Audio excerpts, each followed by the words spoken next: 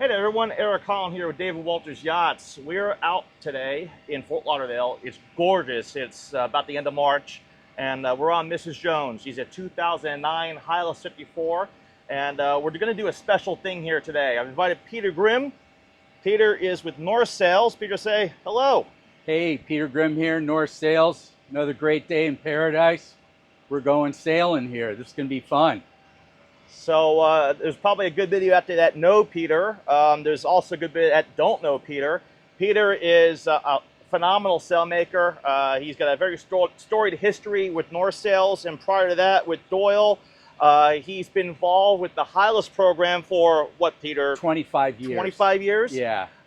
He's put sails on every model of Hylas sailboat that's known to exist. He's developed the sail plans for these boats, and as the boats have matured, he's been involved with a lot of upgrades that have also happened. And I think you're also, you've got like some kind of award, or you got like the largest sail ever made or something like that. Tell me about that. I sold a 28,000 foot spinnaker to a 200 foot super yacht, and it was and is the largest spinnaker ever made. Just think of 28,000 square feet. That's pretty darn big. That's bigger than a lot of department stores. Yes, yeah. Yeah, so imagine that. Yeah, I don't think you guys have a loft big enough you're going to roll that thing in. No, we don't. It was built in our loft in Spain, and pretty amazing thing. Awesome, awesome. Well, thank you, Peter, for coming out. And we're going to do a special kind of yacht tour today. You know, a lot of my yacht tours, I'm not in front of the camera, I'm behind the camera. I know a lot of you guys like that because you hate seeing my face. But we want to, you know, instead of doing a tour through the boat, which we'll do a bit later, we're actually going to go out and show you why a Hylas 54 is a great sailing boat, how it sails, how to set it up, and why it's set up the way it is for an offshore cruising boat. And Peter, can you allude to why is the rig on the Hylas 54 set up the way it is? Well, I like it for a couple of things. It's got a lot of sail area for the boat. It's Frers design, and so it's easily driven. You can the sail area, the sail plan's divided up between 130% Genoa, roller furling staysail, and an in-mast roller furling main. And that gives you so many options of how to set the boat up and keep it comfortable. A lot of people would say, oh, gee, my boat heels too much. And this boat gives you so many options to reduce your sail area, make the boat sit upright, make it very comfortable, and still go, you know, the hull speed of the boat. These boats are great, really great. So for all intents and purposes, I mean, forget the, you know, builder's spec, but when loaded up to go cruising with all your food, your gear, people, it's probably about 60,000 pound boat. About that. That's what you say. So that's me. I'm teasing. That's an outtake. But if you considering the sail plan you have, how do you think, you know, the Hylas 54 stacks up in terms of performance versus a boat of a similar size and Personally, class? I think these boats are very high performance in the cruising sector. Mm-hmm. I really like them. They're easily driven. You can set the boat up. They have sort of a wide groove, so they're not, you know, it's not sensitive to steering. You can set the sail trim up, so you have very little weather helm. Really, these boats are really easy to sail fast, and that's important, very important. And what do you think about crew? You know, is this a boat that can be handled or learned quickly by, you know, someone that came from probably a 40-foot, you know, coastal cruiser, or even maybe new to boating and they've done ASA courses? Do you think this boat's pretty easy to handle? I think absolutely. The boats are well laid out. Mm-hmm. There's winches and clutches and everything's labeled. And so it allows you to, you know, sort of use my 5-point playbook. You know, you can deal with the headsail, you could deal with the staysail, the mainsail, and then the trims. And this allows you to you could have the autopilot on and do all these things yourself, or you could have your spouse or partner, excuse me, you know, help you do these things. But it's really easy to work, and it's really easy to work and safe from the cockpit. I like that a lot. Safe boat to handle. It go is. places. It's durable. Yes, it is. Yeah. Well, Yeah. awesome. Well, guys, we're gonna go out through the Port Everglades Inlet here, deal with a little bit of boat traffic. We'll get out there and we'll get some sails up and show you how fun and easy it is to go sail Hylas 54.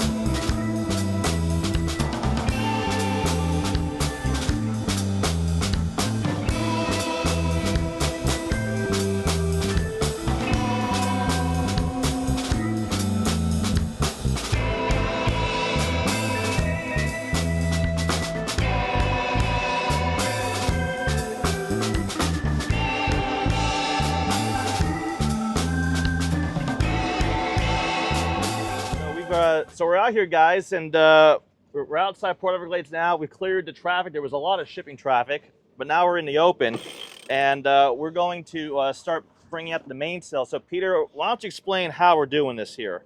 Okay, so the mainsail has an outhaul that runs through the boom and pulls the clew of the main out of the mast.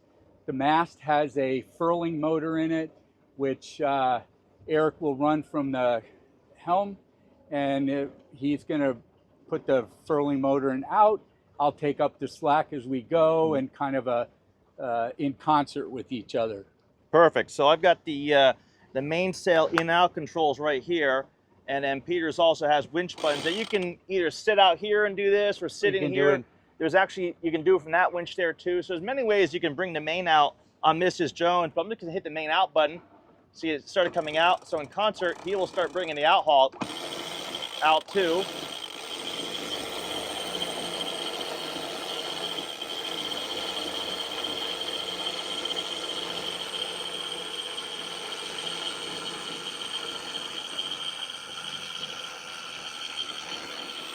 All right, so we're almost out here.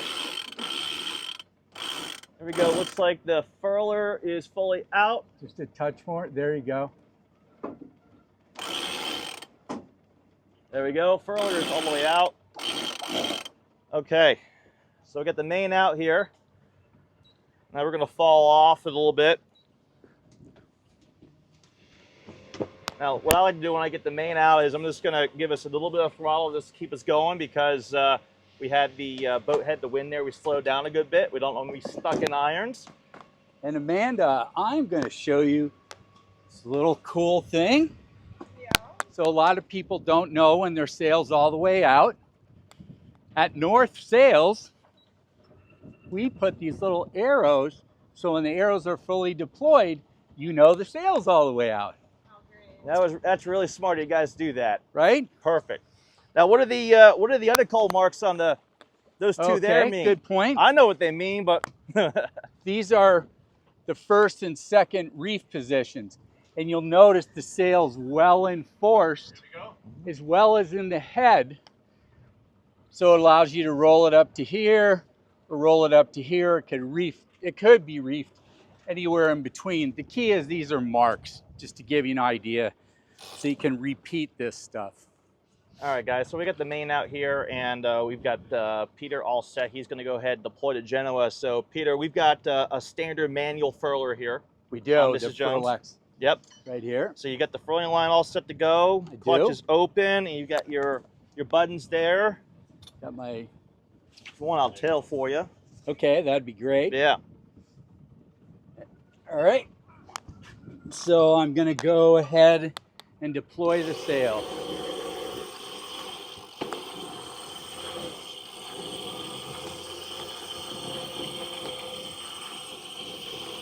Now I'm on autopilot while I'm doing this here, folks, so it's easy for us to handle. Boat steering itself.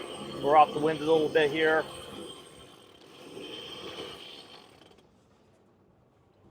Now Peter's easing the furling line out little by little. That way the furler doesn't run away from us. Then the nicer you treat things, the longer they'll last, you know, that kind of thing.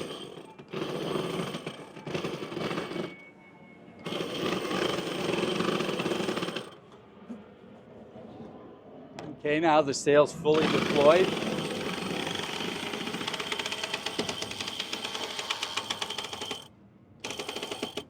Okay. Your sheet? Yep.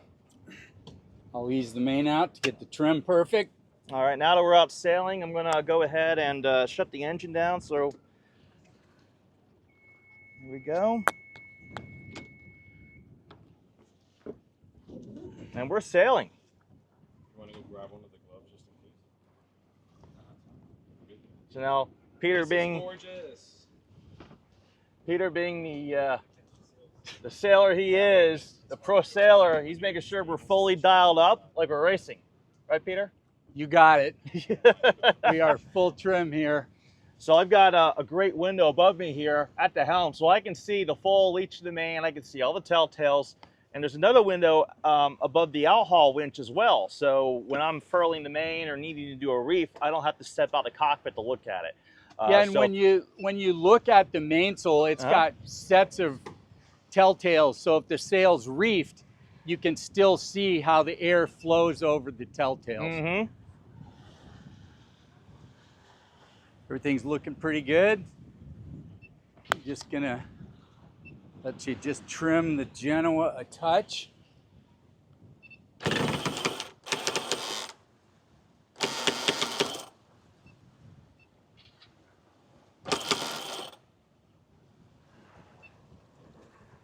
It's a good course right there. Looking if you good. like it. Nice. So on this heading, in about 45 miles, we'll hit land in Bimini. So we'll have to get some painkillers, I guess. That's right. That was easy. Actually, the breeze is coming out of the north today, which is kind of rare down here. Normally it's out of the southeast, but it's a gorgeous day. Very light on the chop, and we're moving. We're doing about 6.5 knots right now. The boat just accelerates so easily, you know, and it's a testament to what I said earlier. The boat has a lot of sail area. The Frers hull's easily driven, and the boat's just going really nicely. Looking good, Peter. Very nice. So we've got the Genoa and the main out right now. You know, what would when would you want to use the stay sail? Would you use it in conditions like this? I wouldn't, because it's a little too light air. Okay, so if it was like 10 knots of true wind, you know, 12, 13 apparent, then you could roll out the staysail at a little wider angle. I don't know, we're probably 45, 60, something. About that right now. But you can, the staysail kicks in at around 10 knots at about 80 apparent. And then it'll do a great job.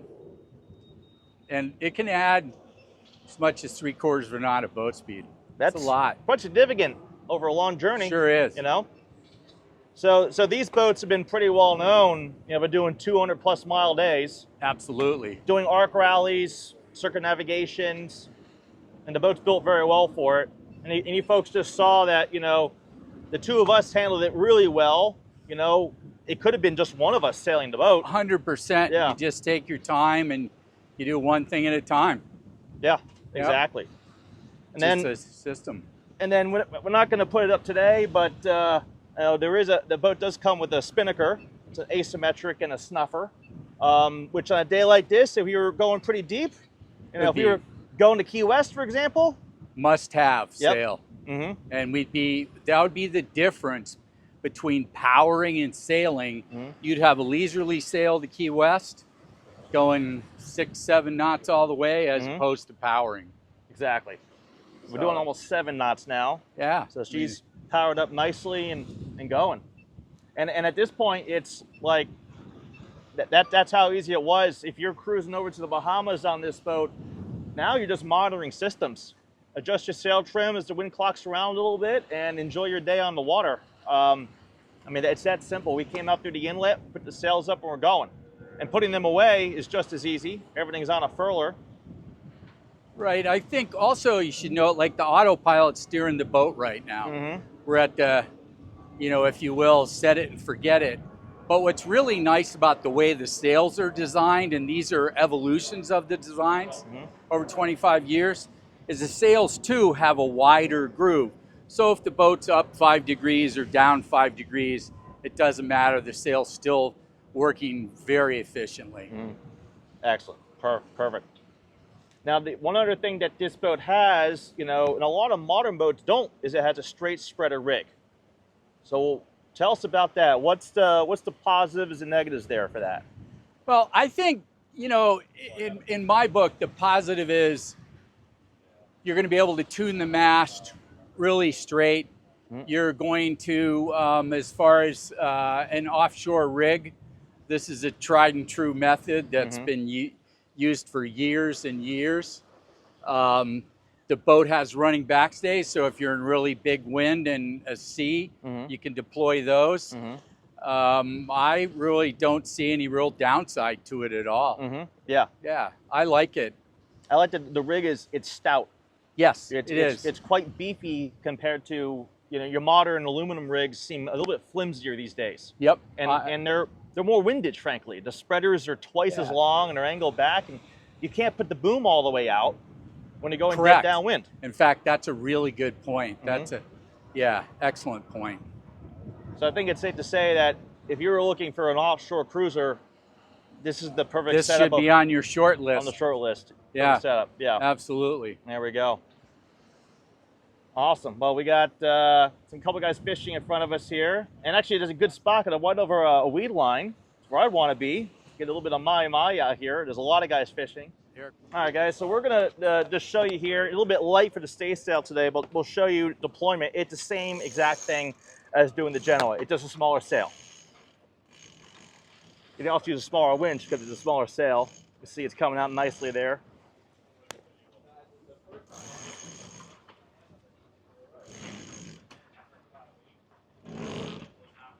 There we go. So there's a stay sail. Now this is a good off the wind sail for reaching, or maybe you're just looking for a reduced sail area at night to be a little bit safer. Or maybe it's really heavy breeze and the Genoa is just really overpowering the boat. This gives you multiple options. And on this boat, it's a fixed inner forestay, which is, you know, what you really want on an offshore boat.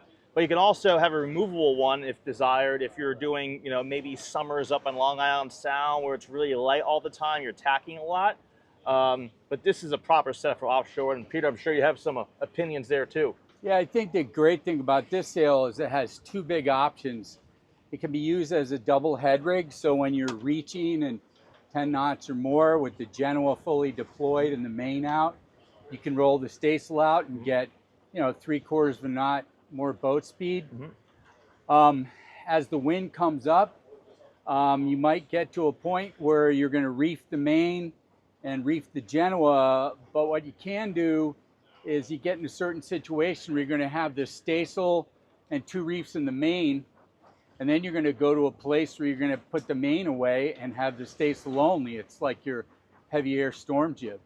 And it really gives you a lot of options to balance the boat out. One of the times I like it is with 2 reefs in the main, staysail only, boat's upright, still going 7 knots, really easy to steer, you know, no weather helm. It's a good setup. All right, so we're going to start coming head to wind here. I'm going to start trimming in the main sheet.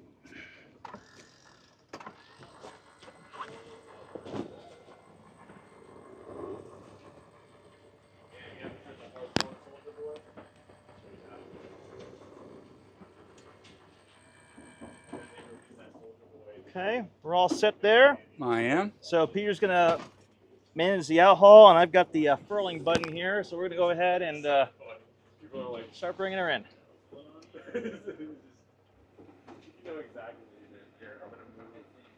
So when you're furling, it's always a good idea to keep a nice wrap on the out haul, so you don't want a tight furl, but just firm enough where it doesn't bunch up. You want to be able to get the main all the way inside the mast.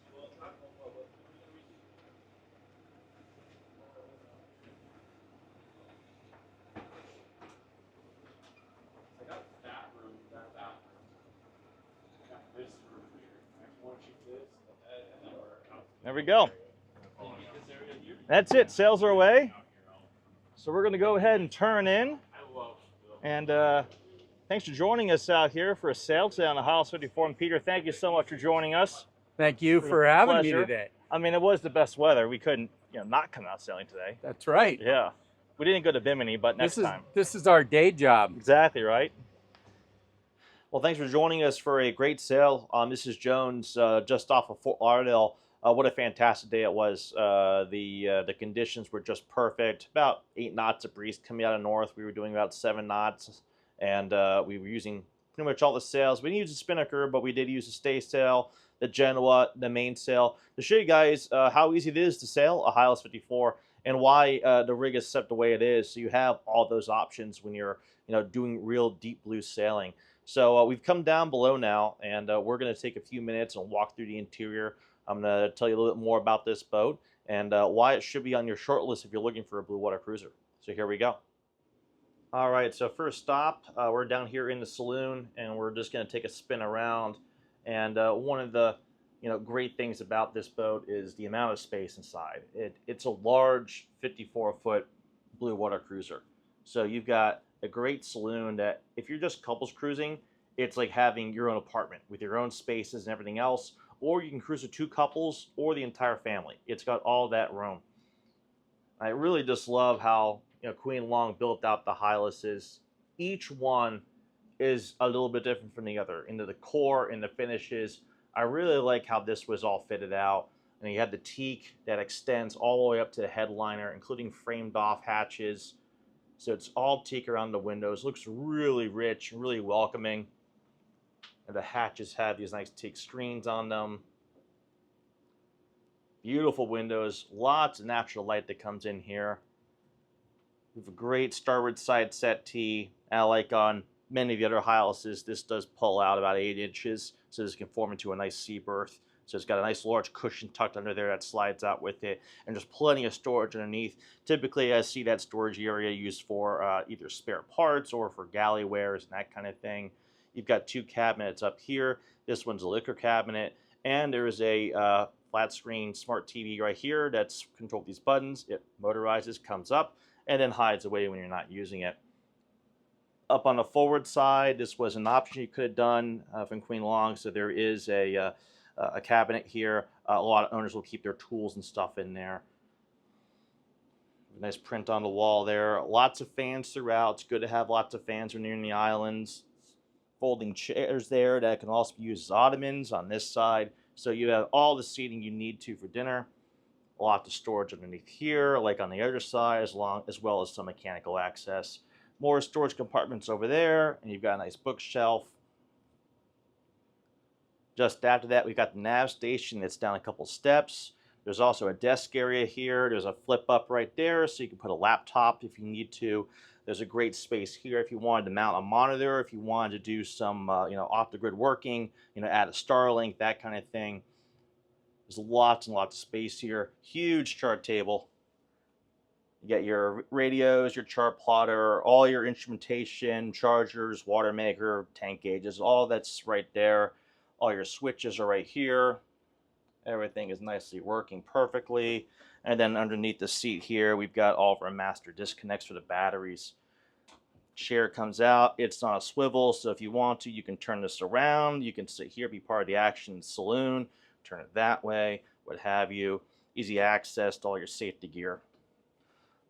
Over on this side here, we got a nice open space. Now, I see a lot of people use this when they're working on the mechanicals like the engine and generator, which are under here. You've got doors that go all the way around to get access there. But this is a great spot here to unroll your tools, put a towel down, and use this if you're rebuilding a water pump or a fuel filter.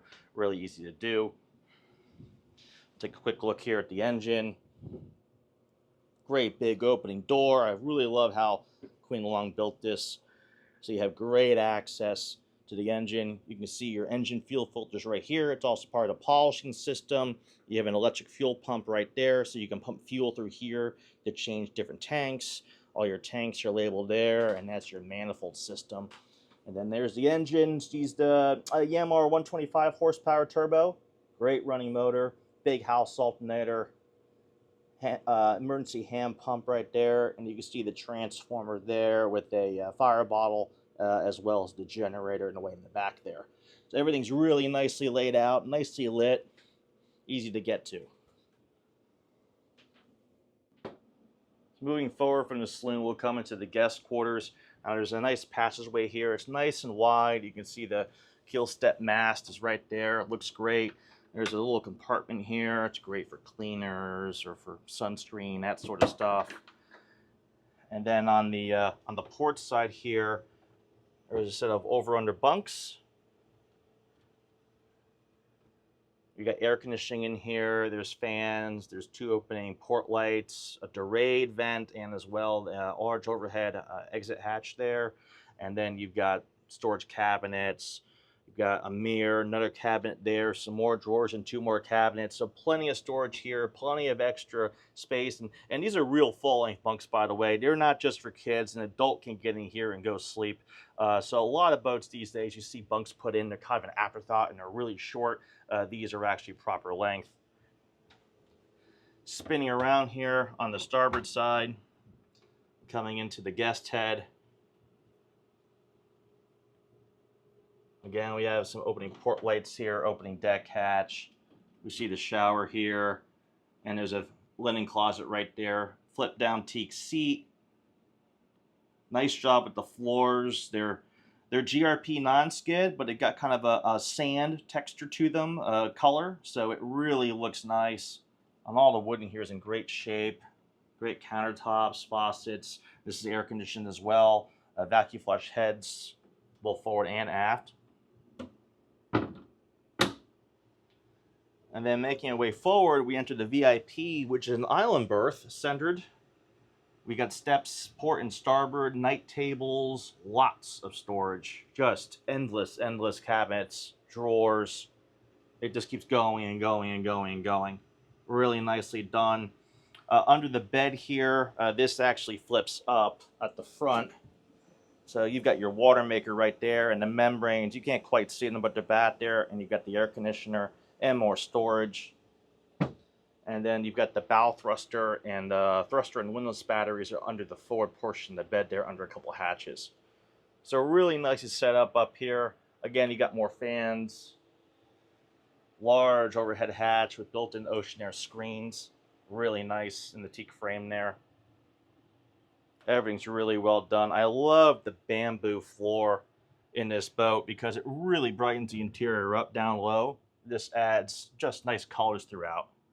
Stepping here into the galley. Now this is one of the huge selling points of a center cockpit boat is, wow, the galley on boats like this can be huge because it take up the entire passageway down one side. So it's single level. Once you step down from the saloon here, you got a single level throughout the galley. You've got a large refrigerator set here. So you got a top loading unit with 2 areas, and it's bottom loading on this side. So you have a large refrigerator. And then as well, you've got a freezer right here that's front loading, stainless steel.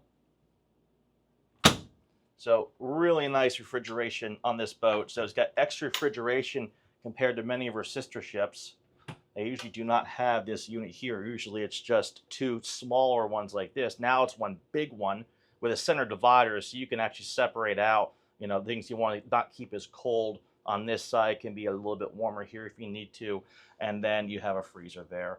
Convection microwave oven right there. That's a more modern unit than original. And then you got a Force 10 3-burner stove and oven right here, stainless steel. Really nicely done.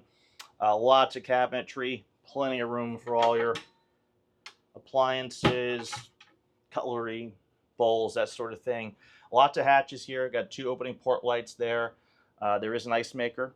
Again, that's something for me, it's a requirement to have the good ice in the island. So there you go. And it's all filtered. So it's a really nice unit there. The trash here. And then a nice set of knives holders. It's good to have in the corner there. Plenty of outlets. You got one here. There's another back over there. And then as you can see over here, we have the double basin stainless steel sink, and we have a freshwater foot pump down there as well. And we have access to the pressure water, soap dispenser. Everything is all set to go right here. Nice to have a little compartment here for spices. Really well thought out. Another hatch here. This goes into the cockpit, so if you need to hand up a coffee or something to the guy at the helm, you can. It's easy to do. And then going back here, we have more storage cabinets. And it just keeps going and going. It's endless almost. And then we have our propane and our refrigeration controls here. And more storage. And then if we look under here, we'll actually come to where the generator is installed. You can see it's a Fisher Panda right there. Runs great. You can see the back end of the engine. We can see the steering system. It's a Mamba steering system with the autopilot drive unit on it. And there's a door on the other side too that you can get to the far side of the generator. And the water heater, which is actually mounted up there. You can see the water heater. You get to it from the far side in the aft head. But yeah, great storage all around. Great access to all the mechanics. And these doors, you know, they even have lift-off hinges, so you can take them off and lay them somewhere. So if you're bouncing around at sea, the doors aren't swinging around on you. You know, they really thought of everything with these boats. So the other plus for a center cockpit layout is that you typically get a massive aft cabin. And the Hylas 54 has a very, very nice aft cabin, that is for sure. You know, you get this great centerline queen-size berth, full queen-size berth. Really nice to set up here. You have steps, port and starboard to get up there. Drawers underneath. There's a water tank underneath and your house batteries as well. There's bookshelves back aft there with a couple of opening port lights. We've got reading lamps. We've got speaker volume controls, really well done. Even autopilot control holder. The autopilot control is normally kept at the remote's kept at the nav station, but you can bring it back here if need be. And then there's even a VHF right there. So really well set up for blue water cruising here. We have some great cabinets here on starboard, hanging locker, more drawers, another opening port light, and then above we've got a large opening deck hatch with ocean air shades built in. And on port here we've got another hanging locker. There's a built-in vanity here with a mirror, very nice to have. Full-length mirror here on the head, the door to the head, and then we have a large bureau here as well. So plenty of storage here for all your clothing and personal items. And then going into the aft head, you see here we got another vacuum flush toilet. We've got a separate shower stall back there. This nice glass door with a teak frame on it. And on the outboard side, we have the clothes washing machine. Now this is a vented washing machine, so it actually does work unlike the non-vented ones. It's a nice setup there. And then there's the door I mentioned a bit earlier behind here. This other door opens up, gets you into more of the mechanical space behind the generator. And there's another mirror here as well. So all in all, really well set up. Fans all throughout. The air conditioning works great. So there you have it. There is the interior of Mrs. Jones. She is in very nice shape. She's been very lightly used in her life, only seasonally used down in the Caribbean for the most part. So she is showing very well on the interior. All of her woodwork is in great shape. The teak looks great around all the hatches. Headliner's in great shape. Very nicely done.